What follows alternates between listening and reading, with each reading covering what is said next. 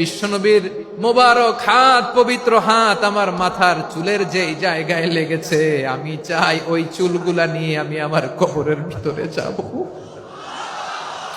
সাইয়েদনা আবু মাহজুরা রাদিয়াল্লাহু তাআলা আনহু ইন্তেকালের আগের পর্যন্ত মাথার সামনের চুলগুলা কাটে নাই। মাথার সামনের চুল তিনি কাটেন নাই। সুবহানাল্লাহ বিহামদি। কেমন ভালোবাসতেন বিশ্বনবী সাহাবীদেরকে, সাহাবারা কেমন ভালোবাসতেন বিশ্বনবীকে। অষ্টম হিজরিতে হুনাইনের যুদ্ধে রাসূল সাল্লাল্লাহু আলাইহি ওয়াসাল্লাম ফিরে আসতেছেন মদিনায়। পথিমধ্যে বেলাল রাদিয়াল্লাহু তাআলা আনহু আযান দিচ্ছেন। কি দিচ্ছেন?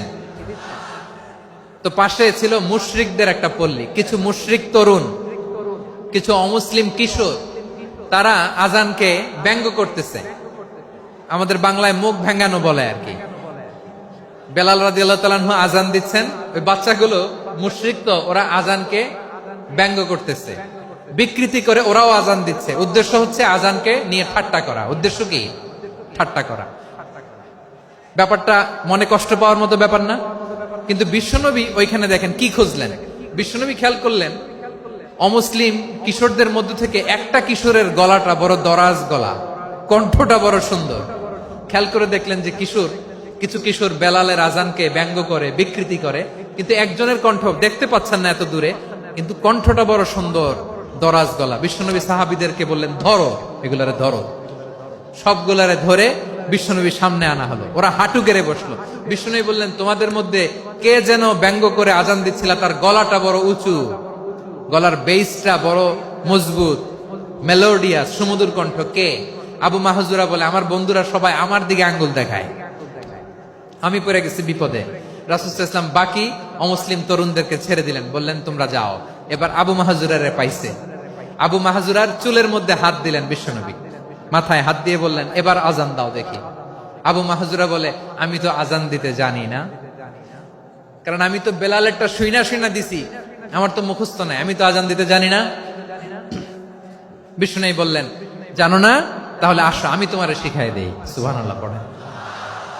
আবু মাহজুরা হাঁটু গেড়ে বসে, বিশ্বনবীর মোবারক হাত আবু মাহজুরার চুলের মধ্যে। বিশ্বনবী আযানের মুআল্লিম আবু মাহজুরাকে বলতেছে, ঠিক আছে তোমারে শিখাই দিচ্ছি, আমি যা যা বলবো আমার সাথে সাথে বলো, পারবা? আবু মাহজুরা বলে, পারবো। বিশ্বনবী আযান দিচ্ছেন, মাথায় হাত দিয়ে আল্লাহু আকবার,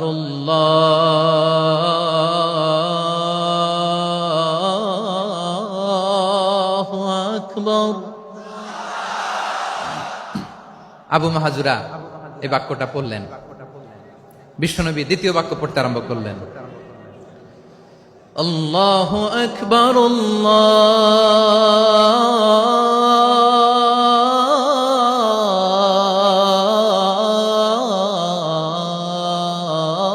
আল্লাহু আকবার। আবু মাহজুরা এই বাক্যটাও বললেন। বিশ্বনবী আবু মাহজুরার মাথার মধ্যে হাত দিয়ে তৃতীয় বাক্য বললেন, আশহাদু আল্লা ইলাহা ইল্লাল্লাহ,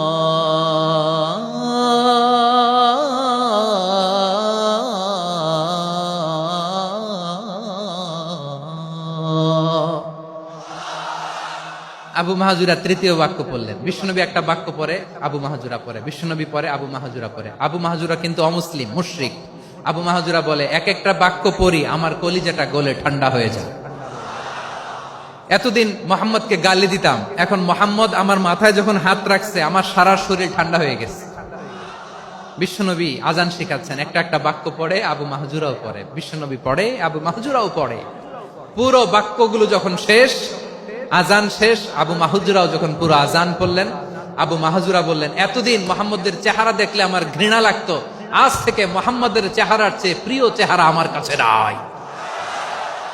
আবু মাহজুরা বললেন, ও মুহাম্মদ, আযানের বাক্য তো আপনি আমারে শেখালেন, এখানেই শেষ করবেন না, আপনি আমারে পড়ায় দেন, লা ইলাহা ইল্লাল্লাহু মুহাম্মাদুর রাসূলুল্লাহ সাল্লাল্লাহু আলাইহি ওয়াসাল্লাম।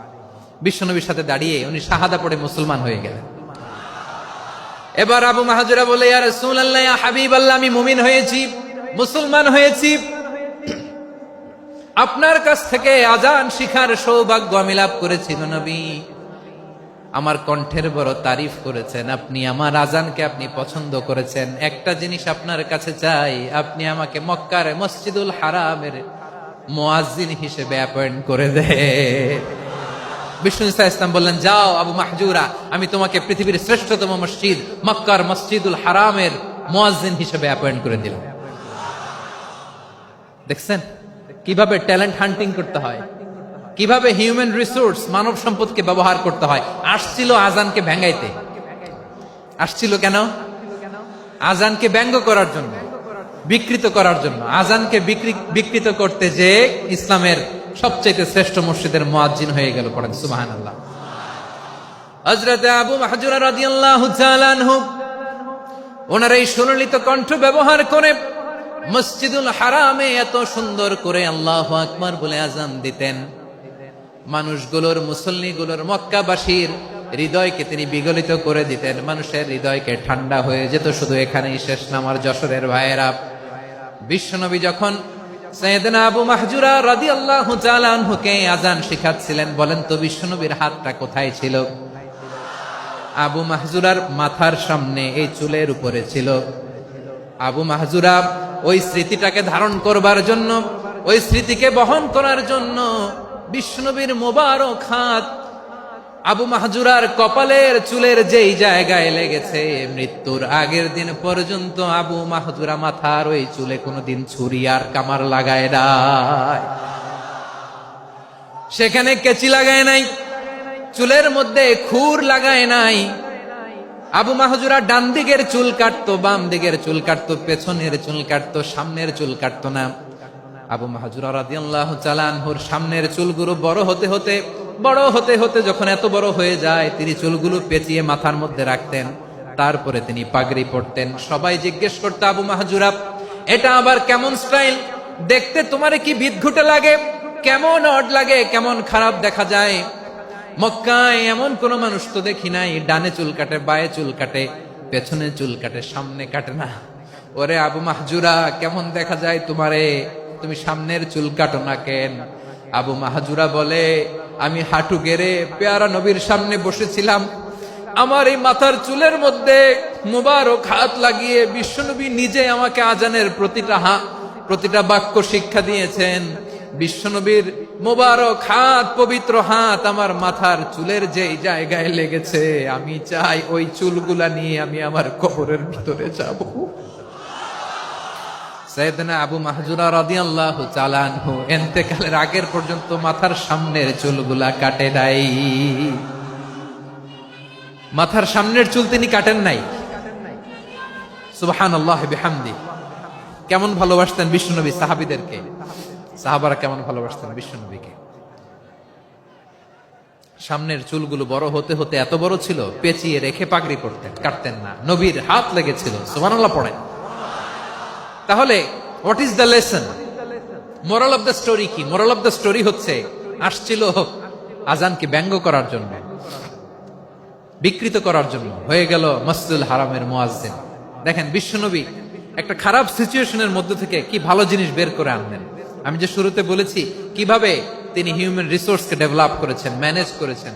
তিনি যে চৌকস ট্যালেন্ট হান্টার ছিল, দেখেন সবার মধ্যে থেকে এর বাছাই করে মুয়াজ্জিন বানাই দিয়েছেন। সুবহানাল্লাহ পড়েন। তার মানে এই না সবাইরে ধরে ধরে উনি মুয়াজ্জিন বানাইছেন। যার যেই ট্যালেন্ট আছে তাকে ওই কাজে অ্যাসাইন করেছেন।